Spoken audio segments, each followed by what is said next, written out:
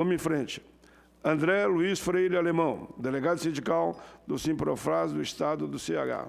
E não esqueça que eu quero os conteúdos da fala de vocês todos, hein? Porque eu quero dizer para vocês que aqueles que, desde o primeiro momento que vocês vieram aqui, o que me é rico para mim, é o conteúdo do que os senhores falam aqui. Só que eu não queria que isso terminasse aqui ou só nas redes.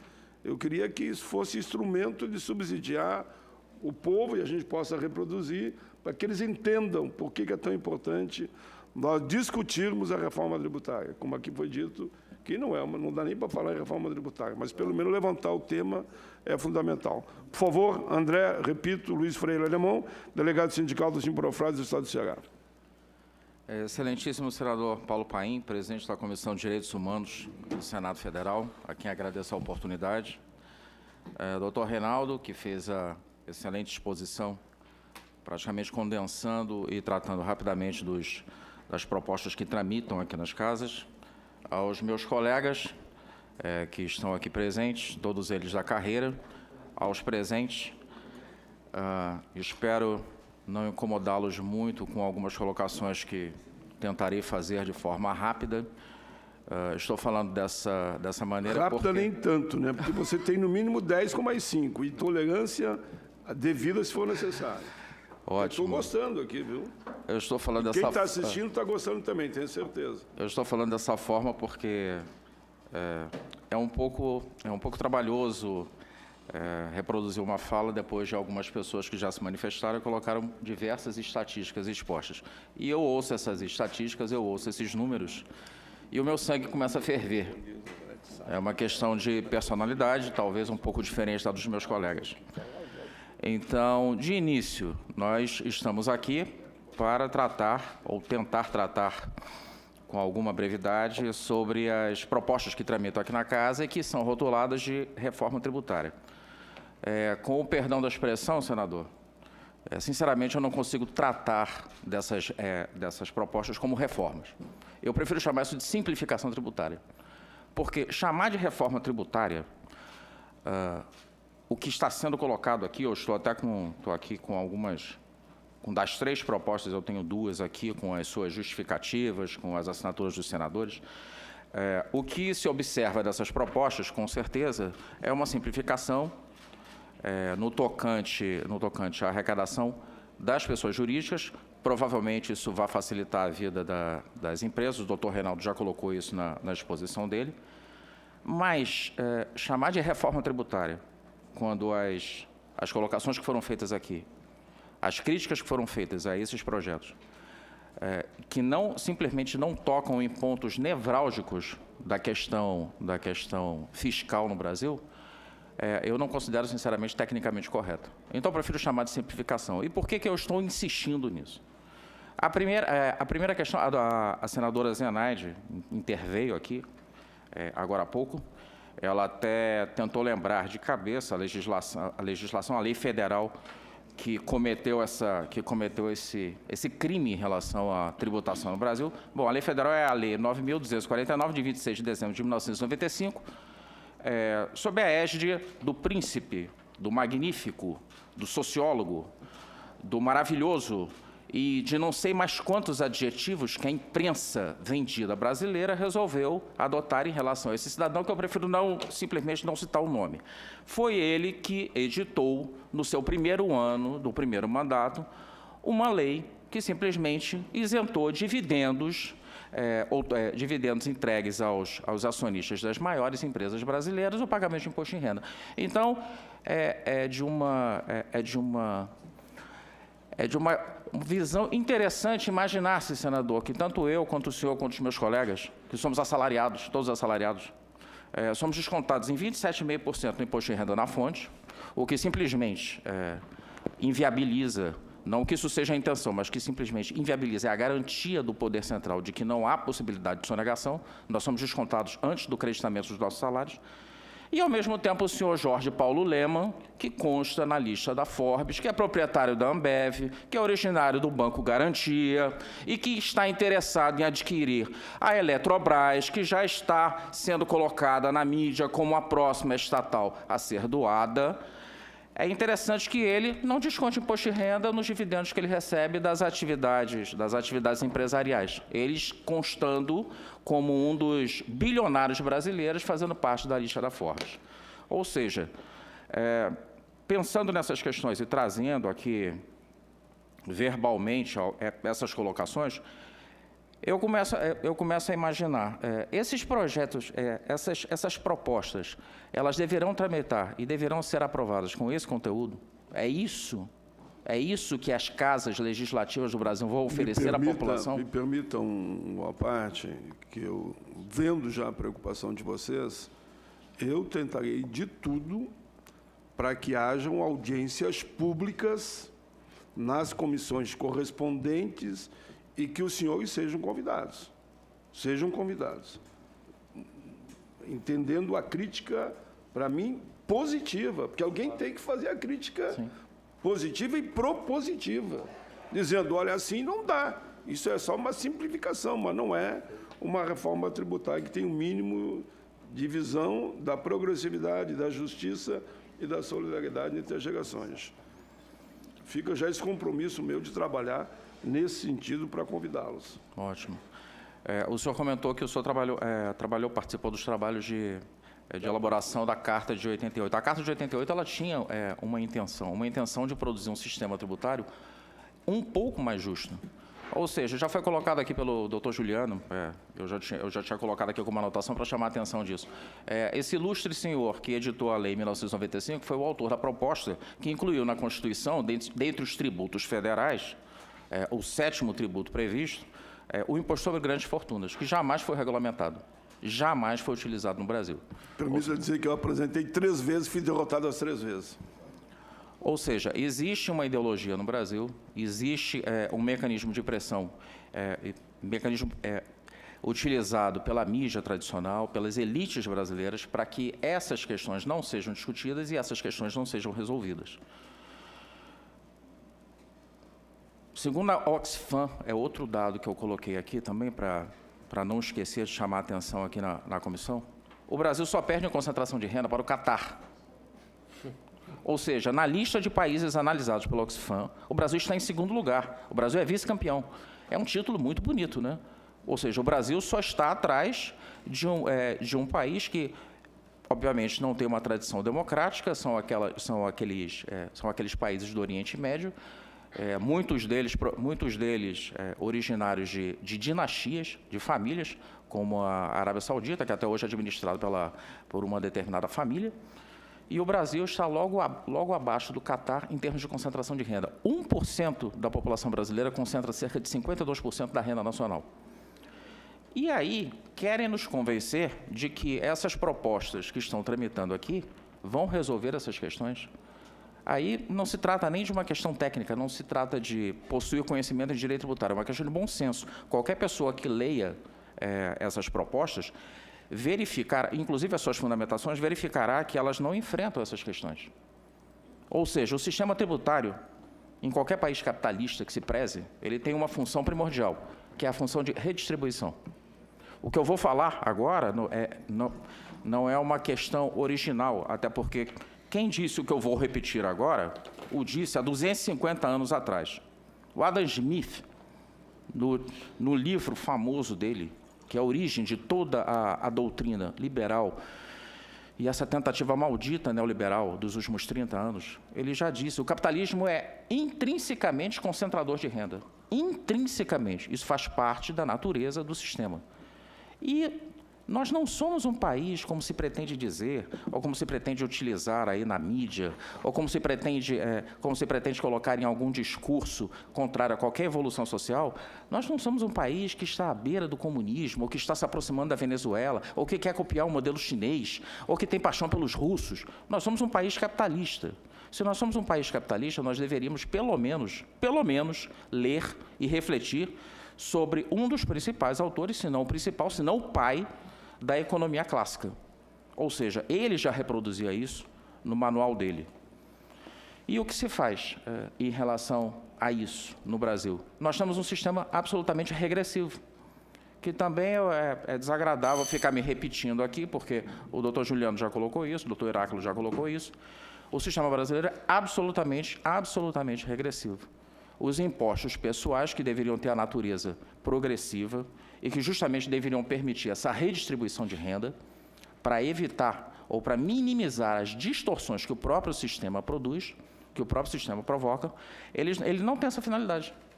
Ou seja, eu não me considero privilegiado pelo fato de ser descontado 27,5% de imposto de renda pessoa física, enquanto o Tasso Gereissati, eu trabalho no Ceará, junto com o doutor Juliano, o Tasso Gereissati, um dos maiores empresários do estado do Ceará, não recolhe absolutamente nada porque toda a renda é proveniente de dividendos das suas empresas. Isso deveria ser repensado, isso deveria ser rediscutido, isso deveria ser trabalhado nessas casas. Se não por meio dessas propostas, mas pelo processo legislativo, com a adoção de alguma outra proposta que se conjugue a ela para que se possa minimamente considerar essa discussão uma reforma tributária. Os projetos que estão sendo tratados, que foram resumidos pelo doutor, para eu não me equivocar aqui ou não, pelo doutor Reinaldo, eles instituem o IBS, na PEC 110, que tramita aqui no Senado, institui o IBS dual e o imposto seletivo. As propostas em si, essas propostas especificamente, elas são até interessantes, eu considerei até interessantes, mas delas derivam outros questionamentos, como já foram feitos aqui. Algumas contribuições sociais serão eliminadas.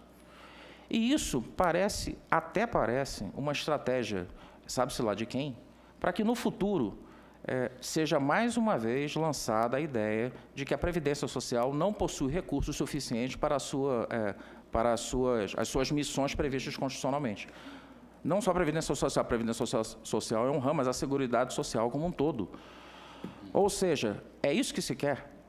Eliminar uma contribuição social que tem uma destinação específica, que todo o seu conteúdo, todo o seu volume, em tese, deveria ser aplicado na Seguridade Social, fazer com que ela seja absorvida por um imposto que, em tese, segundo aqui o projeto, ele vai transferir parte da sua arrecadação para a Seguridade Social.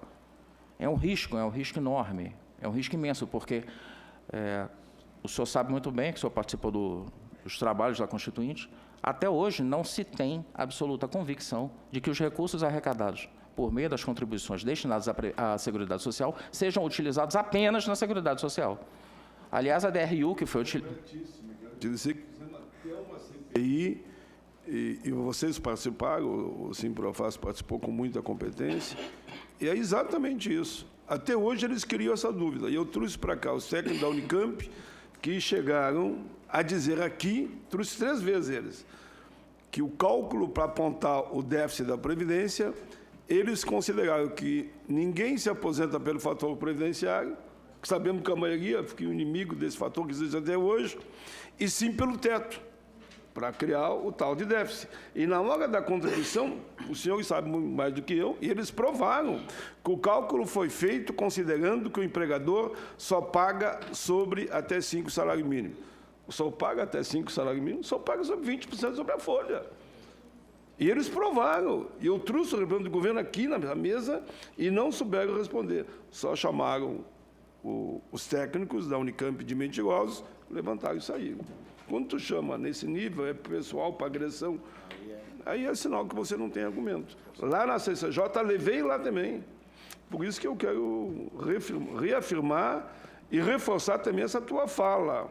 Até hoje, lá tem tributação sobre lucro, faturamento, principais choque do hotel, empregador, toda vez que vende ou compra alguma coisa, é quase 10, é uma cesta de 10 componentes, quase 10, dá 9, se eu não me engano, e até hoje fica essa bagunça, mas onde é que está esse dinheiro? Vai mesmo para a Seguridade?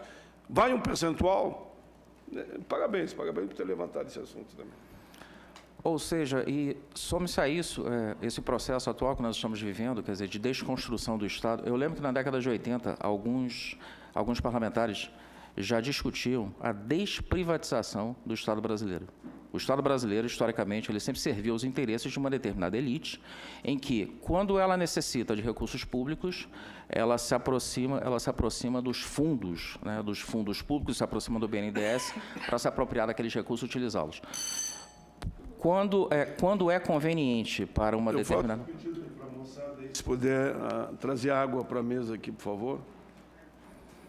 Quando é conveniente para determinado grupo de pressão, para determinado setor, eles passam a demonizar tanto o setor público quanto todos os instrumentos utilizados para o desenvolvimento do país, etc. Ou seja, essa questão da privatização está sendo novamente colocada, e eu anotei mais um dado aqui interessante. Existe uma verdadeira obsessão no Brasil por comparativos com os Estados Unidos. Eu acho interessante que parece que o mundo possui cerca de meia dúzia de países. O Brasil, alguns países da América do Sul e os Estados Unidos. E tudo, absolutamente tudo dos Estados Unidos deve ser copiado. Claro, tudo aquilo que é conveniente para um determinado grupo de interesse, para uma determinada finalidade. Algumas coisas boas existem lá. Essas coisas boas, surpreendentemente, não são trazidas para cá e não são discutidas. Então, nos Estados Unidos, o sistema similar à Receita Federal do Brasil, que se chama Internal Revenue Service, ou pela sigla IRS, eles possuem 74.454 servidores. 74.454. A Receita Federal do Brasil hoje possui 10.381 auditores e 7.212 analistas. O TCU recomendou concurso para a Receita Federal, para o preenchimento de 17.126 servidores. E aí, diante dessa constatação, ou seja, nos Estados Unidos eles possuem 75 mil, aqui nós temos 17, atualmente na ativa. Diante dessa constatação, já existe um discurso para sustentar a complexidade do sistema, a dificuldade de fiscalização, a dificuldade de se obter o retorno dos investimentos, ou seja, para quem deve pagar, por conta dessa estrutura já deficiente, dessa estrutura que continua sendo esvaziada e que, com o atual governo, a gente não percebe um direcionamento diferente. Você imagina as empresas brasileiras tendo conhecimento dessa situação e das dificuldades que a Receita Federal possui para cumprir as suas missões, elas simplesmente contratam escritórios de advocacia, contratam escritórios de contabilidade, fazem o tão conhecido planejamento tributário e ainda conseguem, dentro da legislação brasileira ou dentro de algumas zonas cinzentas, recolher menos tributos ainda. Um planejamento tributário que as pessoas físicas, obviamente, não têm acesso, que nós simplesmente não temos nenhuma alternativa como as pessoas jurídicas possuem. Fiz esses comentários, praticamente um desabafo. Eu gostaria só de finalizar com uma frase que eu anotei, porque eu anotei a frase para não esquecer exatamente de alguns termos, né? É uma frase de um autor da literatura mundial, Mark Twain, e a frase diz o seguinte: os dois mais importantes dias da sua vida são os dias que você nasce e o dia que você descobre o porquê. Eu tenho certeza e convicção que o senhor tem a noção do porquê o senhor nasceu, pela sua atividade parlamentar. Eu gostaria que os outros senadores e os outros deputados acordassem justamente para essa missão que eles também possuem. Essa missão em relação ao país, não é para defender setores, grupos, pessoas. Essa missão é para defender uma nação que tem 208 milhões de habitantes. Que 50% da população não tem acesso ao saneamento básico. Essa para mim, é a estatística mais grotesca que o Brasil pode apresentar. 50% da população brasileira não tem acesso ao saneamento básico. Essa é a minha fala, senador. Muito bem, muito bem. André Luiz Freire Alemão, delegado sindical do Simprofaz, que permita, pode ser que foi impressão minha, tenho certeza que não, que a certos momentos até embargou, como a gente fala, embargou a voz, pela indignação do que acontece no nosso país, e passa uma mensagem para os senadores. É preciso ter uma visão, como disse Charlie Chaplin, né? Vós não sois máquinas, homens é que são, e mulheres, enfim. Tem que entender que não são somente números, são pessoas, como alguém já disse também, eu repito só, nascem, vivem e morrem. Ninguém vai ficar aqui, como diz o outro, para semente, né? Como é que pode alguém tratar com tanta crueldade aqueles que nos mandaram para cá. Eu não consigo entender, sinceramente, aí eu não consigo entender, no tom da sua voz aí, que falou muito bem também, eu não consigo entender. Não consigo entender mesmo. E nem quero entender. Por isso que eu disse lá que eu vou continuar aqui até meu último dia. É meu último mandato esse. Eu entrei na Constituinte até hoje. Não pretendo me eleger mais. Eu voltarei, naturalmente, para militar nas causas como vocês militam, né? Mas quero fazer o meu melhor mandato de todos, se depender de mim. Por quê? Porque sem a mania de dizer que todo político só pensa na próxima eleição. Quem fez isso está errado. E o povo há de dar o troco. Se eu estou aqui há praticamente 40 anos, é que o povo saca quem realmente tem compromisso com ele. E quero que esse exemplo que eu dei não é pessoal, é o compromisso na linha da fala aqui do André, né? É impossível que o público não entenda. Ganha um bom salário, tem uma bela estrutura. Para quê? Para que ainda fazer uma lei contra aqueles que nos mandaram para cá?